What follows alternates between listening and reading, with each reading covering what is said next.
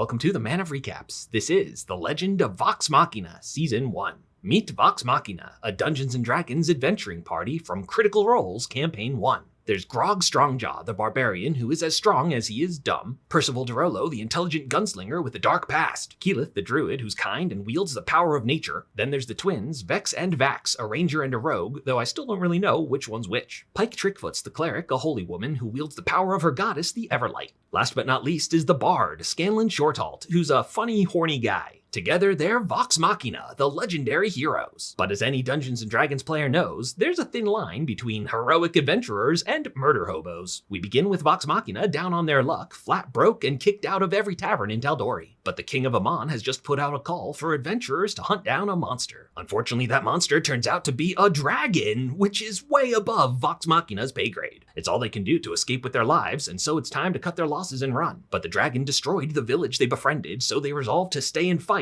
Time to be heroes for real. Vex'ahlia can sense dragons nearby, and one of the king's counselors is very suspicious. They assume he's working with the dragon, so they follow him to a secret lair caught red-handed. But whoops, he's not the guy. He was just following the real traitor, the king's top general they didn't suspect. And he's not working with the dragon. Turns out he is the dragon. So Vox Machina is instantly killed. But what's this? It was a trick. Scanlan was ready with the illusion. They ambushed this dragon, working together, busting out all their best abilities. And in the end, hi-ya! Dragon is defeated. The kingdom is saved, and Vox Machina are named Defenders of Tal'Dorei. This gets them invited to fancy parties, and this is Percy's scene. He was born a noble. But attending this party are the villains from his backstory, Delilah and Sylas Briarwood, who murdered Percy's family and claimed Whitestone as their own. Percy tries to take his revenge, but it's not going to be that easy. Yes, Sylas is a vampire. He fights with the dark blade, Craven Edge, that drinks the blood of whoever it hits. And Delilah is a powerful dark sorceress who blasts Pike with the shadow magic. Vox Machina only survives because the guards are coming and the Briarwoods flee to keep their cover. Percy is gonna head off to fight them. I need to face my past alone. But Vex is like, yo bro, we're in this together. Your tragic backstory is our tragic backstory. Except for Pike, whose holy powers aren't working anymore. She has to go off on her solo quest. On their way out of town, they swing by their favorite magic item shop, Gilmore's Glorious Goods, where they always get a decent discount because Gilmore has a huge crush on Vax. And romance blooms within the party because Keyleth and Vax really like each other, but they're both pretty socially awkward, so have a hard time expressing their feelings. So Vox Machina travels to Whitestone, which has become a very inhospitable place. But the Briarwoods prepared a welcome for Vox Machina. They invited a bunch of peasants to dinner, but they picked peasants who looked like our heroes and dressed them up in effigy, hung them from the sun tree. Vox Machina meets up with the local resistance, and step number 1 is freeing their leader. As a rogue, Vax is theoretically pretty good at lockpicking,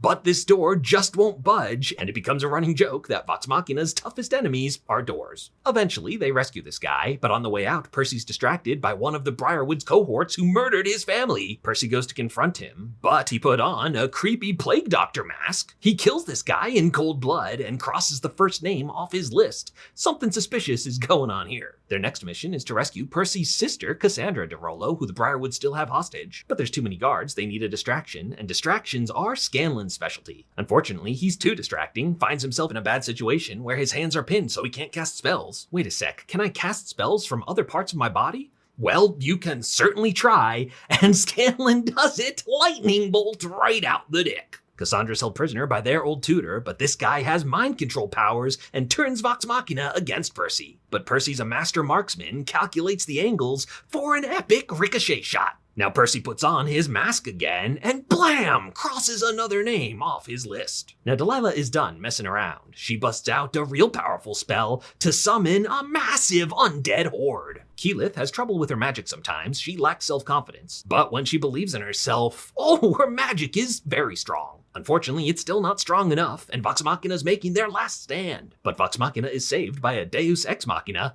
in the form of their friend Pike. She went to a temple of the Everlight where she got to commune with her goddess, and long story short, worked out her issues. Now she busts in with a power boost, and when you're fighting a horde of undead, you really want a cleric on your team. Now it's finally time to face the Briarwoods. Vox Machina sneaks through the castle's basement where they find an imprisoned scientist, Dr. Anna Ripley. But she used to work for the Briarwoods, and so she's on Percy's list. But she's like, yo, I was a freelance contractor. Obviously, the Briarwoods and I had a falling out. Let me live and I'll take you to their secret lair. And it's not Ripley who ends up betraying them, it's Percy's own sister, Cassandra, who was working for the Briarwoods all along. She leaves them to die in the acid trap, if only there was some way to get down there and drain it. And this is a job for Grog. He figures he can live long enough to pull the plug, and then Pike can heal him. Now the Briarwoods begin their master plan at the ancient ziggurat under the city. We learn that they weren't always evil, but when Sylas was dying, Delilah turned to dark magic to save him, and then they embraced the dark side. They're doing a ritual to summon a being called the Whispered One. We don't learn what that is, but it sounds not good. Percy busts in to get his revenge, but the Briarwoods are still very strong. But Keyleth communes with the roots of the Sun Tree, which help her summon daylight,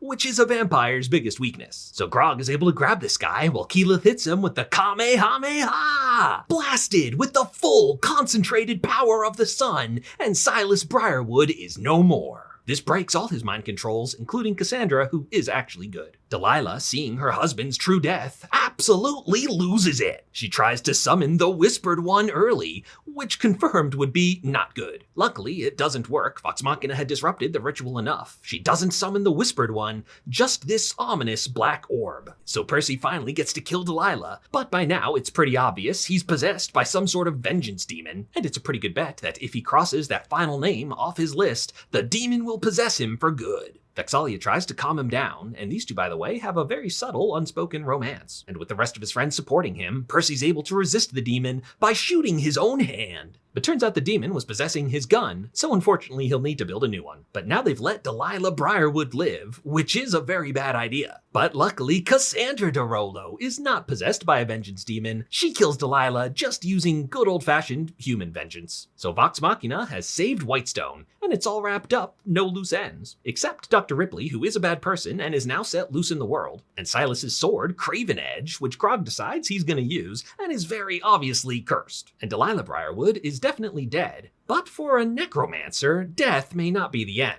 And of course, there's that ominous orb. I'm sure it will be fine. Keyleth opens up a tree portal to get the party back to Amon, where Vox Machina's heralded as heroes of the realm. But now what's this? A dragon headache? Yes, a dragon's flying in, and not just one, but 4 dragons! And that's where Legend of Vox Machina Season 1 comes to an end. If you liked this recap, hit that subscribe button for more of the best recaps of TV and movies.